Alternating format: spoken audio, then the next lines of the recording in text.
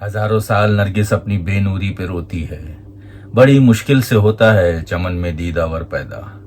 जी हाँ, बड़ी मुश्किल से होता है कोई दिलीप कुमार पैदा। दिलीप कुमार जैसा कलाकार 100 साल में एक बार पैदा होता है। वो कलाकार, वो सूरज जो उगता है, अपने उरूज को पहुंचता है मगर कभी डूबता नहीं है। दिलीप कुमार को उरूज है मगर जवाल नहीं है। ये वो कलाकार है, वो सूरज है जो हमेशा चमकता रहता है और अपने फन की दुनिया को रोशन करता रहता है। अपने फन की दुनिया के बाशिंदों को अपना मुरीद बनाता रहता है और अपने फन के नए नए आयाम सिखाता रहता है। इस अजीम शान कलाकार की 101वीं बर्थ एनिवर्सरी पर पेश है ये मेरा खिराज अकीदत, ये मेरा ट्रिब्यूट। 11 दिसंबर 1922 को दिलीप कुमार पैदा हुए और 1944 में आई फिल्म ज्वार भाटा से उनका फिल्मी सफर शुरू हुआ। शुरुआत की कुछ फिल्में चली नहीं। 47 में नूर जहां के साथ उनकी फिल्म आई जुगनू, जिससे उनको नोटिस किया गया, और 49 में महबूब खान की बनाई फिल्म अंदाज से वो स्टार बन गए। तो क्या खासियत है दिलीप कुमार में जो उन्हें दिलीप कुमार बनाती है? ऐसी क्या बात है उनमें कि वो 1944 से लेकर आज 2023 तक रेलेवेंट बने हुए हैं? वक्त का जैसे उन पर कोई असर ही नहीं हुआ है। क्या ऐसी खास बात है उनमें कि कोई भी एक्टर किसी भी स्कूल ऑफ एक्टिंग को बिलोंग करता हो, नॉर्थ का हो या साउथ का हो, कितनी भी बुलंदियों को छू चुका हो, लेकिन वो दिलीप कुमार को ही अपना आइडियल मानता है। दिलीप कुमार का जो सेट किया हुआ बेंचमार्क है, उसी को वो छूना चाहता है। जिस दौर में एक्टिंग बहुत लाउड हुआ करती थी, बहुत ड्रामेटिक हुआ करती थी, उस दौर में दिलीप कुमार ने नेचुरल एक्टिंग की शुरुआत की। दिलीप साहब से पहले कुछ एक कलाकार थे, मोतीलाल जी और याकूब साहब जैसे, जो नेचुरल एक्टिंग करते थे, लेकिन दिलीप साहब ने इसे फुल फोर्स के साथ पर्दे पर पेश किया। उस दौर में जब कलाकार ये समझते थे कि कैमरे के सामने एक्टिंग करते हुए ऑडियंस को नजर आना चाहिए, ऑडियंस को ये लगना चाहिए कि कोई कलाकार है, कोई एक्टर है जो एक्टिंग कर रहा है। इस वक्त में दिलीप कुमार ने आकर इस नजर आने के कॉन्सेप्ट को पूरी तरह से खत्म कर दिया और उन्होंने जो काम किया, उन्होंने ऑडियंस को ये फील कराया कि उनके सामने वो किरदार खड़ा है, ना कि कोई कलाकार। दिलीप साहब ने एक्टिंग में से बेवजह की लाउडनेस को खत्म किया, ड्रामेटिज्म को खत्म किया, यानी कि सारे नकलीपन को खत्म किया, और दिलीप साहब ने इकोनॉमी ऑफ एक्टिंग की शुरुआत की। उन्होंने कलाकारों को, एक्टरों को ये समझाया कि एक्टिंग उतनी ही होनी चाहिए जितनी की सीन की डिमांड है, उससे बिल्कुल भी ज्यादा एक्टिंग नहीं होनी चाहिए। ये एक्टिंग का डिसिप्लिन, इसकी शुरुआत यूसुफ साहब ने ही की। दिलीप कुमार ने मेथड एक्टिंग की शुरुआत की। उन्होंने ये बताया कि हर किरदार की अपनी एक साइकी होती है, एक साइकोलॉजी होती है। उसके अंदर, उसके इनर सेल्फ में, उसके अंतर मन में एक स्ट्रगल चल रहा होता है, कुछ उसके अंदर उलझने होती है। एक्टर का काम है कि उन उलझनों को पकड़े, उस स्ट्रगल को पकड़े, उसकी साइकोलॉजी को पकड़े और उसे पर्दे पर अपने हाव भाव, अपने एक्सप्रेशन और अपनी आंखों के जरिए और अपनी आवाज के मॉड्यूलेशन के जरिए पेश करें। हम दिलीप साहब के निभाए हुए कुछ किरदारों की बात करते हैं।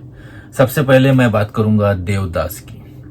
देवदास में दिलीप साहब ने होपलेसनेस, मेल ईगो और सेल्फ डिस्ट्रक्शन, इन इंसानी पहलुओं को जिस खूबी से पर्दे पर उतारा है, वो आज भी मिसाल है और आज भी कोई उसको बेटर नहीं कर पाया है। देवदास न जाने कितनी बार बन चुकी है, मगर दिलीप साहब वाला कमाल जो है वो एक से दूसरी बार नहीं हो पाया है। मुगले आजम शहजादा सलीम का किरदार, दिलीप साहब ने आने वाले जनरेशन के एक्टर्स को ये किरदार, शहजादे सलीम का किरदार नहीं दिया है, बल्कि रॉयल एक्टिंग की टेक्स्ट बुक दी है। एक शहजादा कैसे दिखेगा, कैसे बोलेगा, कैसे उठेगा, कैसे बैठेगा, कैसे चलेगा, कैसे गुस्सा होगा, कैसे प्यार का इजहार करेगा, किसी को भी ये समझना है तो बस दिलीप साहब का मुगले आजम का परफॉर्मेंस देखे। महबूब खान की अंदाज, अंडर प्ले की इससे बड़ी मिसाल क्या ही मिलेगी। ये दिलीप कुमार का परफॉर्मेंस शाहकार है कंट्रोल परफॉर्मेंस का, रिस्ट्रेंट परफॉर्मेंस का और इकोनॉमी ऑफ एक्टिंग का। तो अब बात करते हैं गंगा जमुना की। गंगा जमुना में दिलीप साहब का परफॉर्मेंस ओवरऑल एक्टिंग का गोल्ड स्टैंडर्ड है। दुनिया के किसी भी एक्टर का ड्रीम हो सकता है इस गोल्ड स्टैंडर्ड को छूना। दिलीप साहब जो कि एक पठान है और बहुत ही सोफिस्टिकेटेड है, उन्होंने यहाँ पर एक अवधी भाषी कैरेक्टर प्ले किया है और एक बहुत ही रॉ कैरेक्टर प्ले किया है। लेकिन कहीं भी आपको ये महसूस नहीं होगा कि एक पठान और एक बहुत ही सोफिस्टिकेटेड एक्टर जो है वो इस कैरेक्टर को प्ले कर रहा है। जैसा कि मैंने कहा था कि वो कैरेक्टर की साइकी को पकड़ते हैं, उनकी साइकोलॉजी को पकड़ते हैं और उसे अपने हाव भाव, अपनी पूरी पर्सनालिटी में ढाल लेते हैं। ये बिल्कुल प्रैक्टिकली गंगा जमुना में दिलीप साहब ने करके दिखाया है। 1947 से लेके आज 2023 तक दिलीप कुमार का जादू वैसा ही बरकरार है। न जाने कितने कलाकारों को दिलीप कुमार ने इंस्पायर किया है और करते आ रहे हैं और आगे भी करते रहेंगे।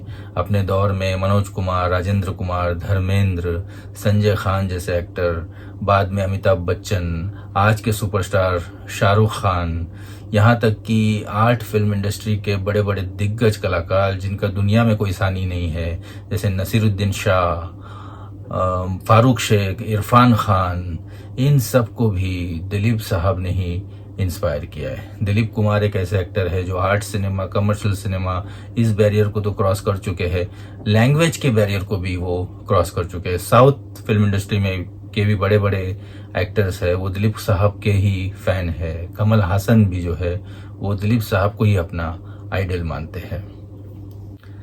हम लोग खुशनसीब है कि दिलीप साहब हमारे देश में पैदा हुए और हमारी फिल्म इंडस्ट्री में उन्होंने काम किया, और यकीनन एक्टिंग का जो फन है उसको भी दिलीप साहब पर नाज होगा, क्योंकि इस फन में उन्होंने कई नए नए आयाम जोड़े।